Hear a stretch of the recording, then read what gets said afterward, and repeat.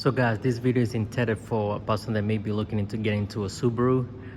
Maybe this video is for that person, that kid, that man, the old man, whatever age you are, girl, woman, that has been noticing that Subaru have been in the Wild Rally Championship, even though they haven't been in it since 2008.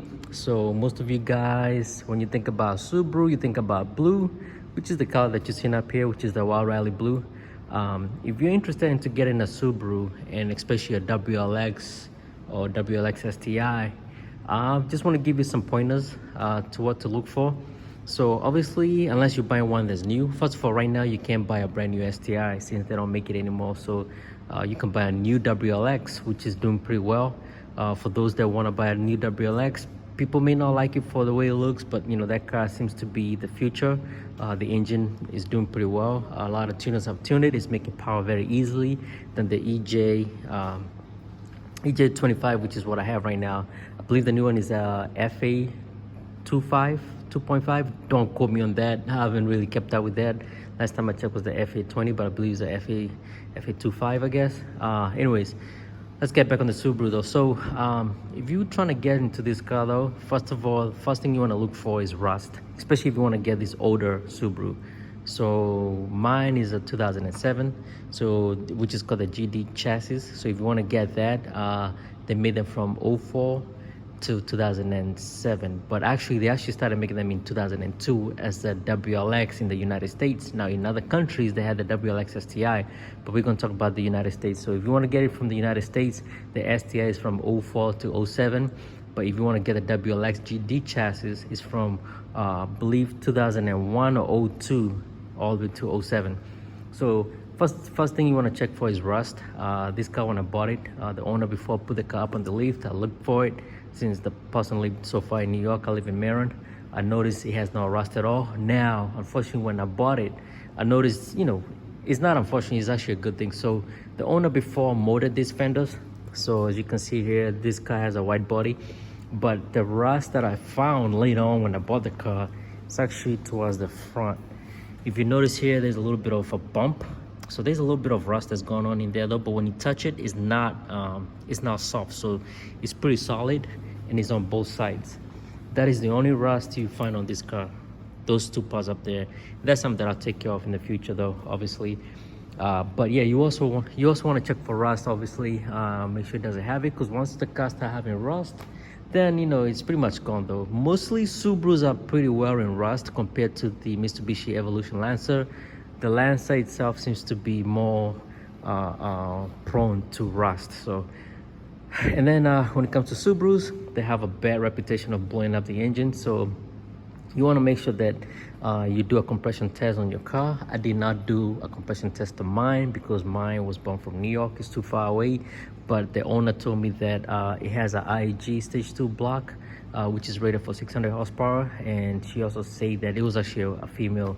She also said that the car has, I believe, 17,000 miles on that block. So just to give you a perspective view, when I bought the car, I was very gentle with it. Coming back home in Maryland, I didn't drive it hard. But lately, I've been punishing the car. I've been really driving it really, really hard. And the engine is very, very stout.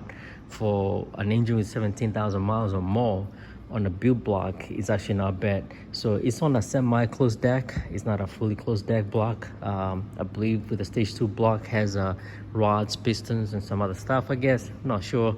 There's also a little bit of headwork to it. He has valve and retainers. So that's the other couple things that he has. But yeah, man, so the car, so far so good. So again, going back to the person that's trying to get a Subaru though. So, and then when you get these cars, you want to make sure you buying it. You want to make sure that you've kind of figured out what you want to buy the car for. Do you want to just drive it, a car just to have fun, drive it around, or do you want to track it? There's so many tracking, right? You can either take it to autocross, time attack, or drag racing. I wouldn't say this is the best platform for drag racing. People that are doing drag racing with these cars, mostly shops, they have a lot of backup and they have a lot of money into these cars though. But if you want to really enjoy these cars though, because they're all-wheel drive and they handle very well, I'll suggest doing like autocross or time attack. I think that's when you have the best fun with them. Now, if you want to do drag racing, that's up to you. Do it. Just that is very, very costly and it's very expensive. So my last car, I try to do drag racing. The other car just saw drag racing. That's the only thing I did with it. But as you can see, I don't have it anymore because obviously I've burned the engine. But coming to that is when you get this car, you also want to make sure you get a reputable shop, a shop that knows about Subarus. There are some shops out there that will tell you that they work on Subarus, but at the same time they're learning with your car. So you want to make sure that you do your research on it. Make sure that the shop is upfront with you. They're telling you what needs to be done, and it's not people that are just trying to take your money and run away with it. 'Cause some shops actually just do that. They enrich themselves with your car and learn from your car, and then your car is like the test dummy, right? And then you've kind of figured out that you're spending so much money but the results are not there. So anyway, coming to the engine bay, this one has obviously doesn't have the front mount intercooler, so I mean the top mount intercooler. So these cars normally come with a top mount intercooler. That's why you see that gaping hole up there, and there's usually like a water spray, especially for the GD chassis, that sprays cool water on the intercooler here. But this one doesn't have it because obviously we have what we call a front mount intercooler. That's why you see these pipes up here. That's a 3-inch pipe. That's a 2-inch, I believe 2.25 pipe for the cold side, for the hot side. And then you got the front mount intercooler here though. So that's where you see it.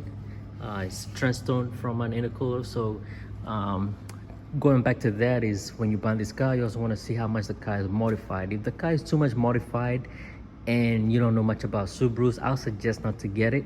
I'd rather get a car that's mostly stock. Now, mind you, if you want to get a GD chassis though, these cars, most of them have already been modified. So people have probably put them back in stock, but that car has been abused. So best thing I'll say, take a technician there with you or a person that knows about Subarus. That way you're making the right decision. Are Subarus bad cars to have? Absolutely not. They're not. People that say that they're bad cars to have is either people that cannot afford them, they buy them, and then when they break, they blame the cars. But it's just how you maintain them. This car right here, the only thing I've done to it for 2 months is oil change. I haven't done anything else. Mostly it's cosmetic, like I say, the headlights and the tail lights. But I haven't done anything that has to do with maintenance yet. I think the front brakes, the pads are about to go, but that's it. As far as the engine so far, is good. Now, another thing I'll say, if you're buying these cars for a daily car, it can definitely be a daily car, but I'll suggest to have another car on the back. Like this car, I drive it once a week, maybe twice a week, right? So I don't put that many miles on it, and when I drive it, then I drive it hard. So more than likely, if I drive it every day, that's when you notice that maybe things might start failing, because it's also not a cheap car to have. Remember, this car is actually a sports car. Yes, it's a 4-door, but it's a sports car. This car is pretty much what the rally car was, but the road version of it. I know they're still different because the rally car has a lot more technology into it. It's pretty much a $500,000 car, right? This one, when these cars first came out, if I'm not mistaken, they were about $31,000 to $34,000 back in 04 all the way to like 07. I think at one point they were like $36,000, right? So it's not an easy car to have. Just know that when it comes time to spend money on brakes and other stuff, it's gonna be much more expensive than your Toyota Corolla or Honda Civic. Well, except for the Honda Civic Type R, but you get what I'm trying to say. So yeah, just make sure that you have money in the bank to take care of these cars. So another thing that you find out, especially these chassis, well, most STIs, they come with a big spoiler. So the downfall for that is everybody at the traffic light wants to race you because they think that you put the spoiler there yourself. Like I know several people be like, oh, I like the job you've done with your car, the spoiler. And I'm like, it came like that stock. So that's one thing you're gonna find out. You're always gonna find people that want to race you though. So just know that it's gonna be an attention. Like it seeks attention a lot though. The car speaks for itself. So yeah, it's not a bad car to have. Don't listen to the social media. Social media will banish this car, will tarnish this car, say it's a bad car to have, ring rents, head gaskets. Those are people that either really hate Subaru or former owners of Subarus that they spend so much money on their cars but spend the wrong way, or either gave it to the wrong shop and they robbed them, and now they're bitter about it though. So my last car, yes, I was robbed because um, I blew two built engines on that one. But I've also learned a lot from that experience. I was a firm believer that you must have a closed deck block, and now come to find out you don't need a closed deck block for 500 horsepower, because I've always wanted to make 500 horsepower on my car, so you don't need that. Also, to make power on Subarus is not easy. It's not the easiest thing that you can find out unless it's the new WRX. So I would say have a realistic horsepower goal. I think 600 on these cars it's way plenty of power, because also remember they're not that heavy and it's an all-wheel drive car. My goal with this car is probably 450 or 500 horsepower though. Now there's many options. It's gone E85 or pump 93 or pump 91, whatever you are. I've always been a firm believer on pump 93, but based on my experience, I might actually go with the flex tune this time. That way if I want to run E85, which is ethanol, or if I want to run the pump 93, I can run it. Especially here in Maryland that we have pump 93. So if you run E85 is a lot better though. It's a lot cooler, better for the engine and all that stuff. So that's something I think I might actually go ahead and do. Now the funny thing is, there's a gas station I've been going to lately. It's a Shell gas station, and the funny thing is, even though it's pump 93, it actually smells like ethanol. So I think I'm going to a really good gas station. So this afternoon, actually, before I came to work, I went to a different gas station, and the car does not smell like ethanol. So I can't wait to go back to that gas station. So it also depends on where you get your gas from though. So yes, anyways, I think I try to be as brief as I can about this.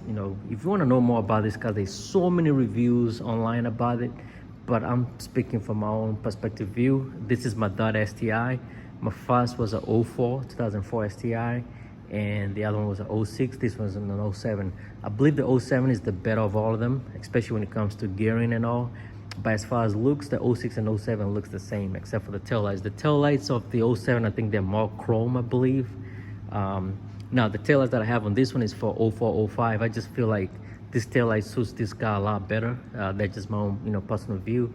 Sometimes I do miss the one that came with it, but I think the red taillights looks a lot better though. So anyways, hopefully that helped you if you're trying to get a Subaru, or so, or you're trying to get yourself into racing a Subaru or STi, WRX, whichever it is.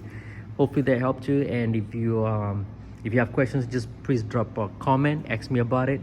And yeah, man, wishing you guys a blessed week ahead. Good evening, good morning, wherever you are. And thanks for tuning in. I'll catch you guys later. Thanks, bye.